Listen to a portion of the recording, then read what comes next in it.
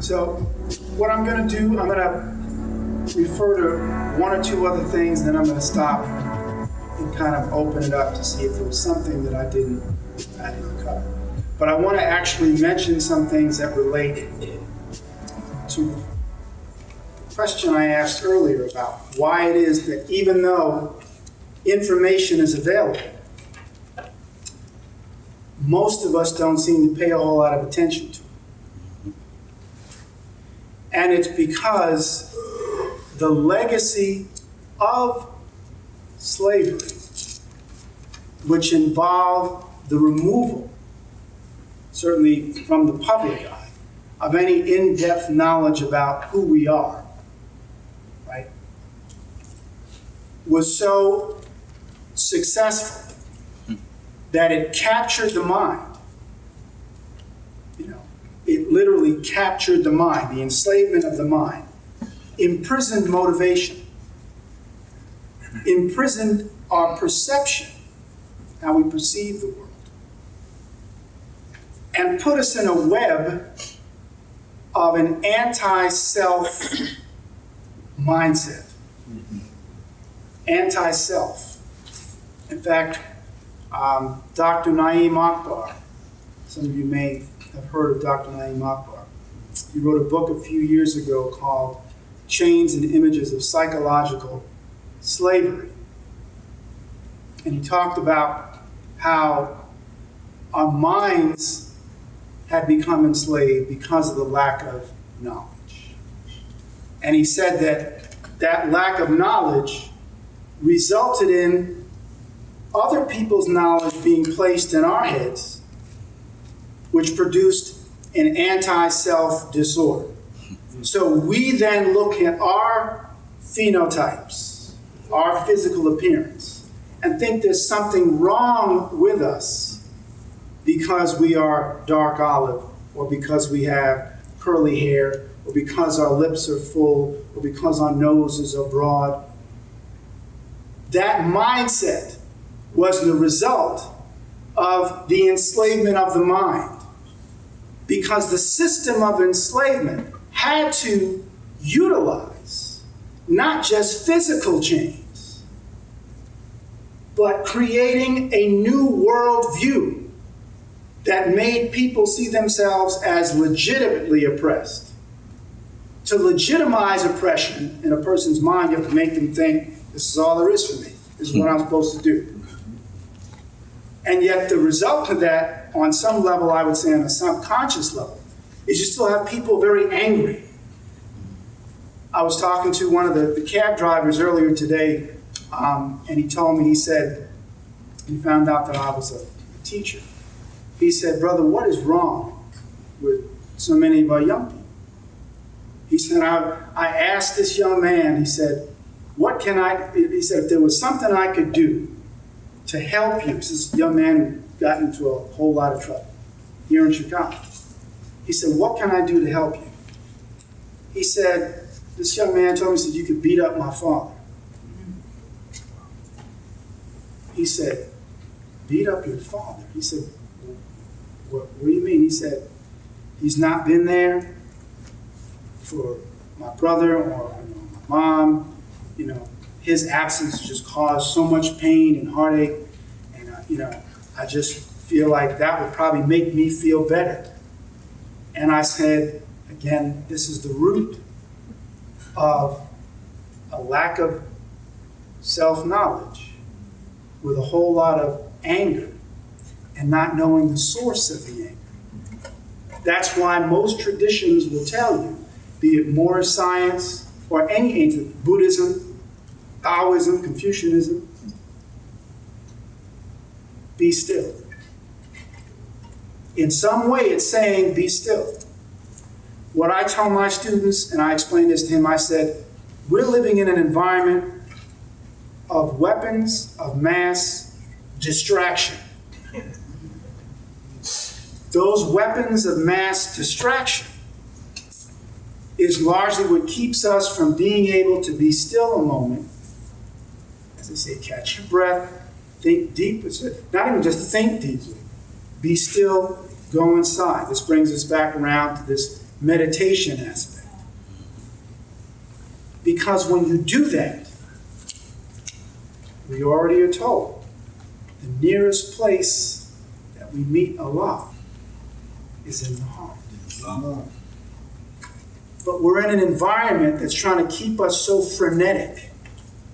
We got everything that we can't even pause for a minute to be still and figure out what's really going on.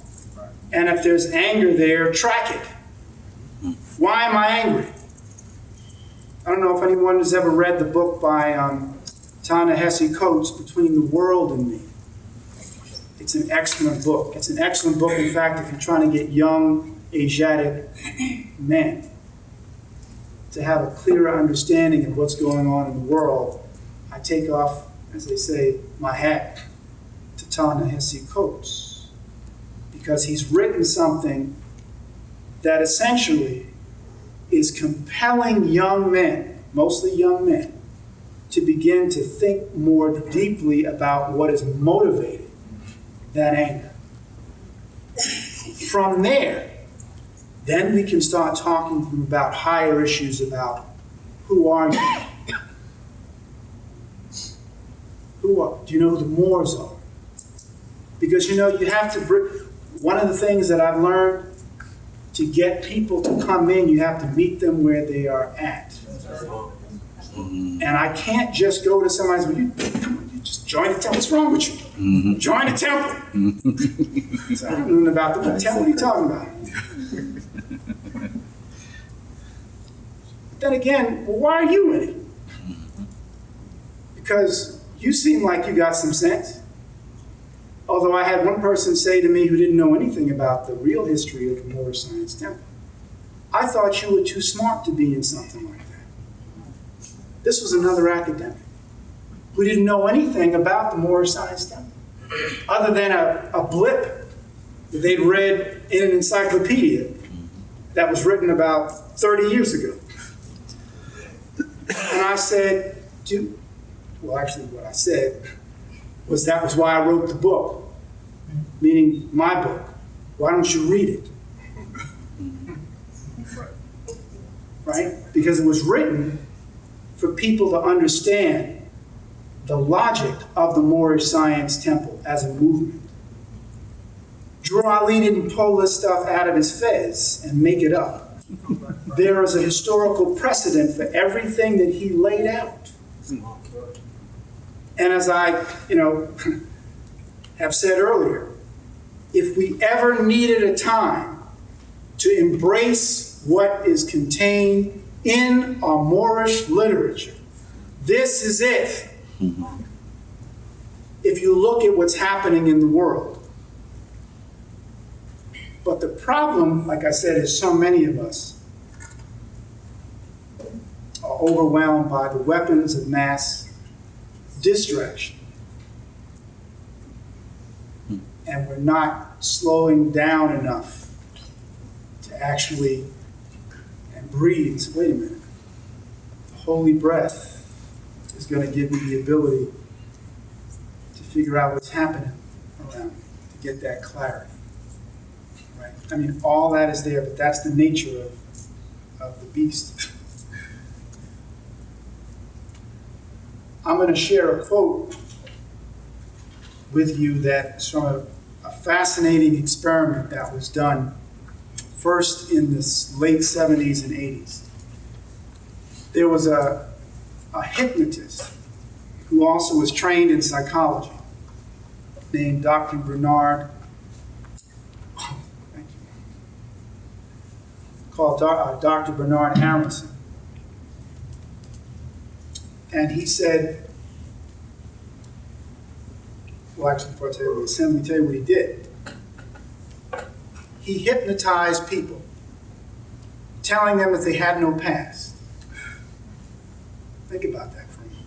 Because there are people, who hypnotize, although we also know that not everybody is able to be hypnotized.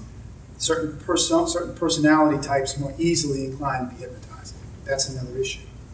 Bottom line is, hypnosis is real. That's right. He hypnotized people, telling them they had no past, to see what their response would be.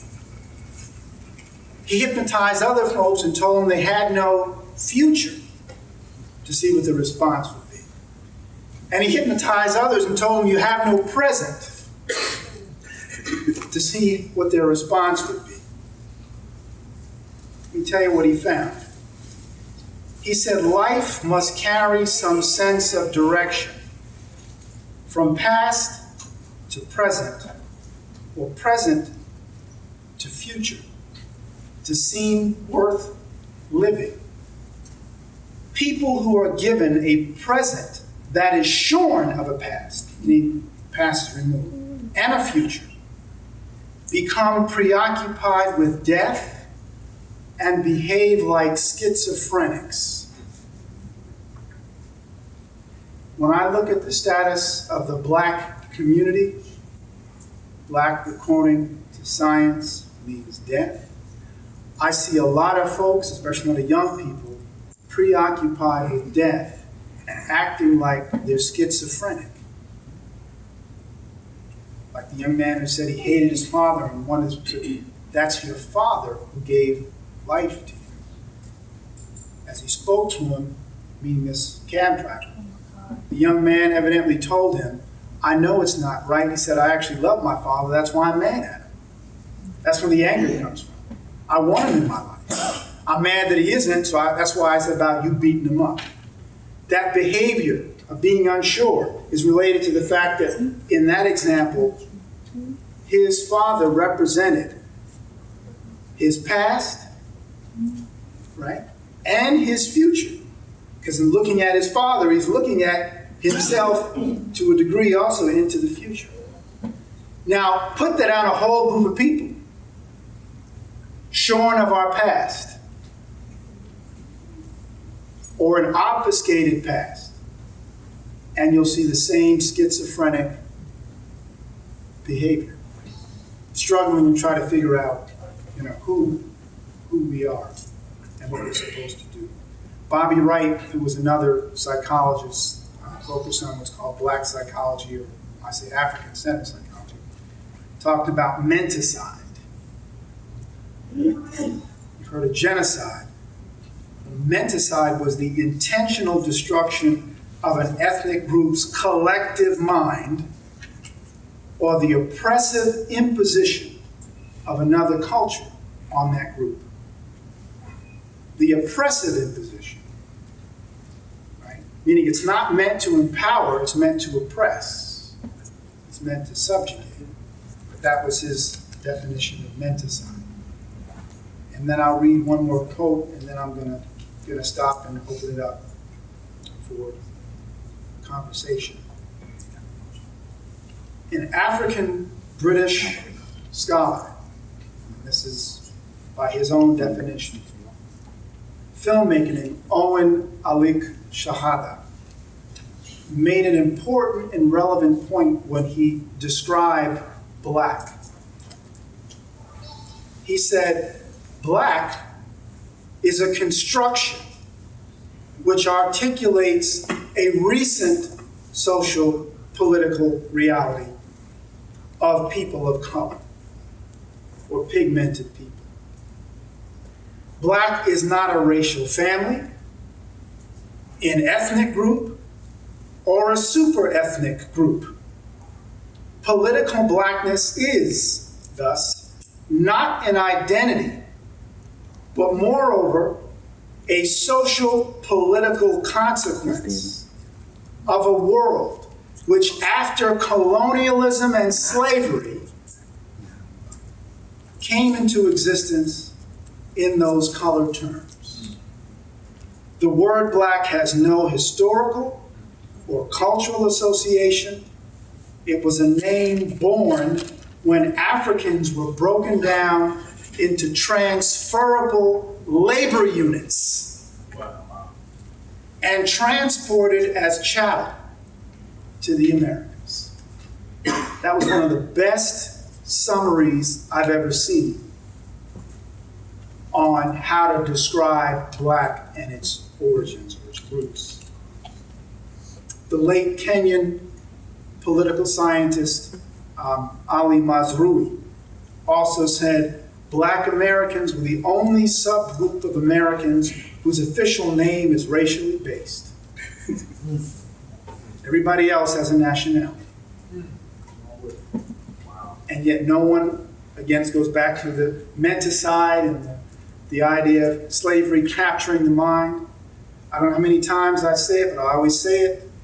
Why are we not calling Asian brothers and sisters yellows? Why are we not calling people from India browns? We recognize they have nationalities. And then if someone says, well, yeah, but that's because, see, we don't know who we are. Yes, we do. That's why the prophet came to talk about nationality being the order of the day. But folks hear it, but they're not listening. In large measure because of the weapons of mass distraction. And it can get frustrating, but clearly,